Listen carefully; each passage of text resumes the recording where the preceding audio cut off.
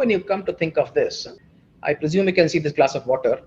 When I ask people how old this water is, I get a range of responses.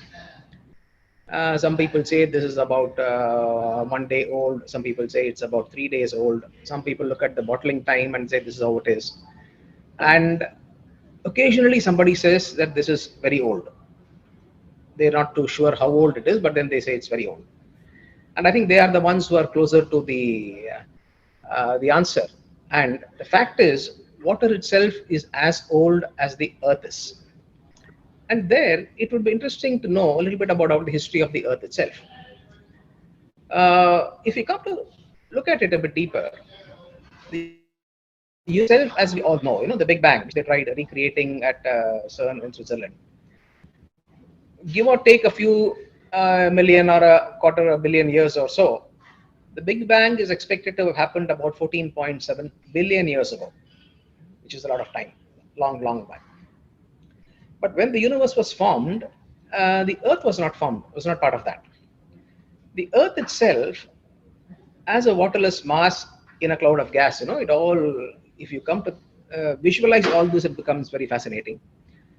The Earth is, they say, got formed about 4.5 billion years ago, which means compared to the universe, the Earth is a much younger fellow, 4.5 billion years ago. But on Earth itself, the interesting thing is, life didn't appear when Earth was formed. Earth was, just getting to get solidified, and because of a combination of physics and multiple other factors, it became a ball. It had started getting an atmosphere of itself, and did not have any life on it. The first form of life itself appeared about 1 to 1.5 billion years after the Earth was born, which means anything from 3 to 3.5 billion as well. So that brings us to a very interesting question as to what on earth was happening in these 1 to 1.5 billion years. I'm not sure if many people have thought of this answer, but then the answer I give, and nobody has contested me or negated me on this, is I think nature, which if you take as the large creator of what all we see in the universe and things like that, we call it by different names, God and multiple things. But for the moment, let's say it's nature because we speak about water, was actually designing something as to how life would be on this earth. And typically, as all designers would know, design doesn't happen as quickly as an idea happens. An idea takes shape, it's tried out, multiple things are done, multiple ideas are thought about, the pluses and minuses come in, and then finally something takes shape. So nature itself probably was taking these 1 to 1.5 billion years to design the concept of life. And I think she, in her infinite wisdom, did it based on a principle of sustainability. Today, when we speak about sustainability, we could pick up parts here and there. But when nature probably thought of, creating Earth and saying that there must be life on it, life typically, as we all know, is a huge variable. It's not static. And she probably said that whatever happens on Earth must keep going on and on. This is how the whole circle and cycle of activity would happen. So the principle of sustainability itself would have taken a lot of time for nature to design and perfect. But then once she did that, what we have, two examples are the water cycle and the carbon cycle. As all of us would know, today the carbon cycle is causing us lots of anguish in a way and causing concerns because lots of greenhouse gases get emitted. We have climate change, we have global warming, multiple things, all coming from this carbon cycle getting disturbed from what nature originally designed it to be.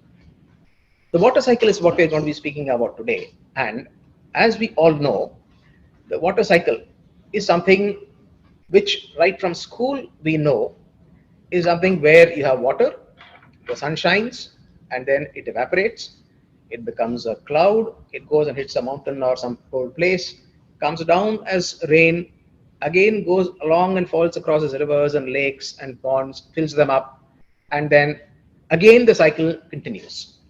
And along the way, along rivers, ponds, and lakes, all of us as people, as animals, anything that is living, fish, multiple, those millions of organisms, we all use this water without even realizing that this water is so crucial to our lives. But even now, when scientists want to, or astronomers and people want to go out into space, the single biggest attraction for them is to know whether water existed on that heavenly body or not. If they go to moon, they want to know did water exist. If they want to go to Mars, they want to know if water existed. If they find some photographs indicating, oh, this probably appears to be water and this could be water, there's so much of excitement because that is something which has been a matter of sustenance and sustainability for the universe itself. Nature gave us water, and as I said, if the Earth was formed about 3.5 billion years ago, this water that we saw here, which I showed in the glass of water, itself is about 3 or 3.5 billion years. We just keep on taking it back, purifying it, taking it on, giving it back. If I drink this water, a few hours later, I'll be going to the restroom and giving back the water. So it will go somewhere into nature and again come back. And this is how the whole process keeps happening. But industry itself follows a similar principle. And in industry, some of us realized about 25 years back or so, when the pharma industry that I was part of, Orchid Pharma, we realized about 27, 28 years back that we were in a landlocked area closer to Mahabalipuram. Beyond us, a few kilometers away towards the east was the sea, the Bay of Bengal. Around us were not too many water bodies. There was less water, and we had decided as a first generation enterprise to set up a pharma company. And API facility, an active pharmaceutical ingredient, which is all chemistry and chemical processes, needs a lot of water by those modest standards that we set out to do. But the fact is that we did not have an abundance of water, and we definitely did not have a point of discharge, as people from the statutory areas would know. For example, if I said I drink this water and I have to discharge it to the restroom, that becomes a point of discharge for me, for this water that I have just drunk. Now, industry also needs a point of discharge.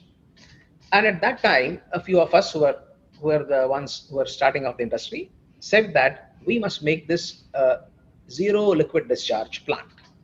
We really had no clue what that meant, apart from saying that we don't have a point of discharge. So whatever wastewater we generate is something that we are going to bring back into industry. And young people in the late 20s and early 30s saying that, okay, somehow we'll do it. And that's how the concept of zero discharge got formed in our minds. And we went around to industry within the city of Chennai itself, or in Tamil Nadu itself. We had 2 or 3 promising people who had already been doing this recovery of water from sewage, city sewage. And when they looked at the pharmaceutical effluent character, they said, oh my God, this is too complex for us. We can't be doing this. And because we were a 100% export-oriented unit, those of us who are in India would know that that gets some facilities about, getting international technologies and things like that. We decided that we would go abroad and scout around for somebody who would help us to recover this water from pharmaceutical effluent. And we found somebody in Europe, and you would again find it very surprising, I would almost astonishing to hear that on that first flight to Europe, I carried bottles of effluent in the aircraft with me. And we decided that we would be zero discharge, which means we would not let out any water. It came partly from a social conscience which said that we cannot be dirtying the environment around us.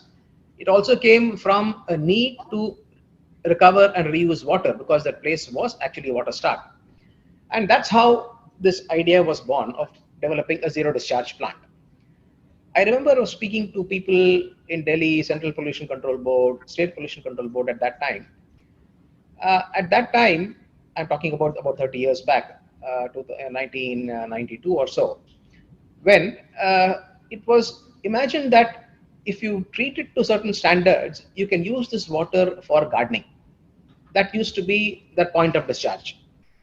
But we decided that we wouldn't do that, even that, and we said that we would take this water back. And this is the scheme that we set up. I'm not going to be explaining this scheme in detail, but what I would like viewers to see is that you see broadly three, if I may call them, columns, which is low polluting effluent. Then you have got sewage in between, and you have got high polluting effluent. Like any living entity, a typical organization also, a manufacturing plant also gives out these three types of effluents. And in this, the sewage is the easiest to treat because it's the one which has got all the organisms. It doesn't have too many of the synthesized chemicals which become challenges. So this becomes easier to treat. Low polluting ones are the ones where concentrations are lower. High polluting ones are where the concentrations are extremely high. For the moment, I'm using only some generic terms like concentrations because it can otherwise become too heavy. And so what we did was we decided to segregate them at source and decided to have schemes that would treat each of these things differently. One thing which I would like everyone to notice here is that in this scheme, you have arrows going in and out of systems, but you don't have any arrow going out of this sheet itself. And that is what made this scheme uniquely zero discharge.